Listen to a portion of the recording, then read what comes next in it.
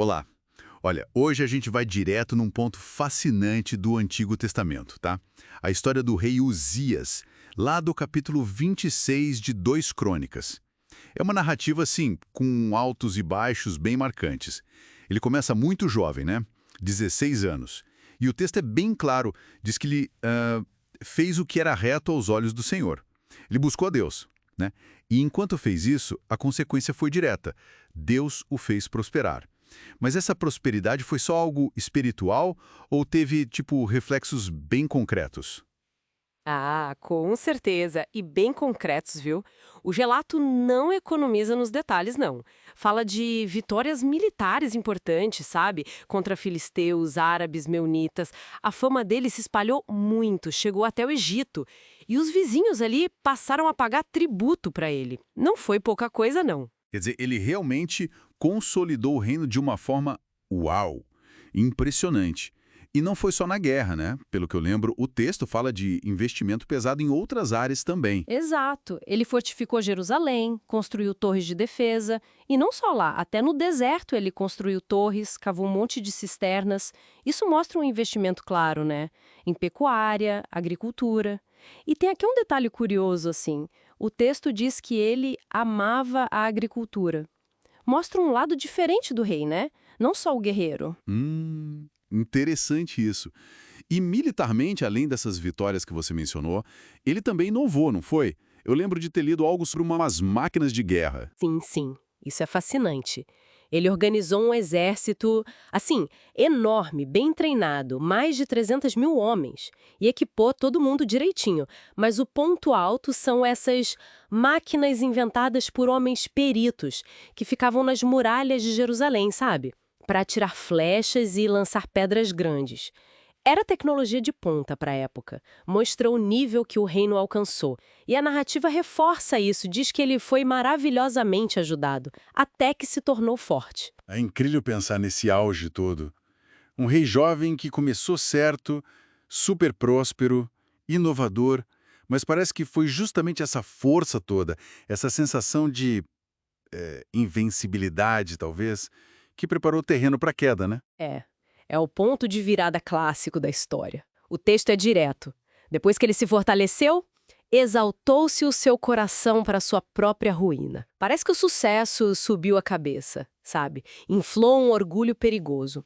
E isso levou a um ato bem específico de transgressão contra Deus. E que ato foi esse? Não foi um erro político ou militar, né? Foi algo mais religioso, certo? Exatamente. Ele tentou fazer uma coisa que não era da conta dele, uma função sagrada. Os dias entrou lá no templo do Senhor, não para orar, mas para queimar incenso no altar. E esse ato, oferecer incenso, era um ritual muito específico, de intercessão direta, que era estritamente reservado aos sacerdotes descendentes de Arão. Era uma linha que ele não podia cruzar. Entendi. Então não foi só orgulho, foi tipo uma invasão de um espaço sagrado, uma função sagrada. E como é que reagiram os responsáveis pelo templo? Imagino que não ficaram quietos. De dizer que eram homens corajosos, né? Eles confrontaram Uzias diretamente, lá dentro do templo mesmo. Chegaram para ele e disseram na cara: não a ti, Uzias, compete queimar incenso a Senhor, mas aos sacerdotes. Sai do santuário porque transgrediste. Foi uma repreensão direta ali para a maior autoridade do reino. Nossa, que situação! Imagino a tensão no ar. Um rei superpoderoso, acostumado a mandar em tudo, sendo desafiado desse jeito. Qual foi a reação dele? Fúria. Ele ficou furioso. O texto descreve ele com um incensário na mão, pronto para fazer o que não devia, e se enfurecendo contra os sacerdotes.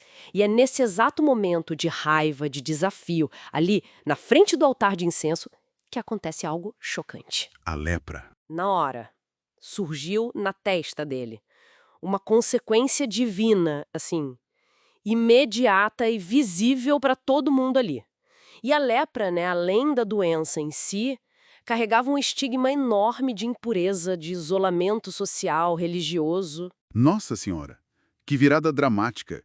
De rei todo-poderoso desafiando os sacerdotes para um homem marcado pela lepra ali dentro do próprio templo. É, uma humilhação total, assim. Ele que tinha invadido o espaço sagrado, agora era considerado impuro e teve que ser retirado às pressas. O texto até fala que ele mesmo se apressou para sair porque o Senhor o ferira. Todo aquele poder se desfez num instante. E o fim da vida dele acaba refletindo essa queda de forma bem brutal, né? Pois é, um contraste gritante com aquele início tão promissor. Ele viveu o resto dos dias isolado, leproso, como diz o texto, morando numa casa separada, excluído permanentemente do templo que ele tentou profanar. O próprio filho dele, Jotão, teve que assumir o governo. E até no enterro a marca ficou. Foi sepultado perto dos reis, mas num campo à parte porque registraram: está leproso. Que trajetória, hein?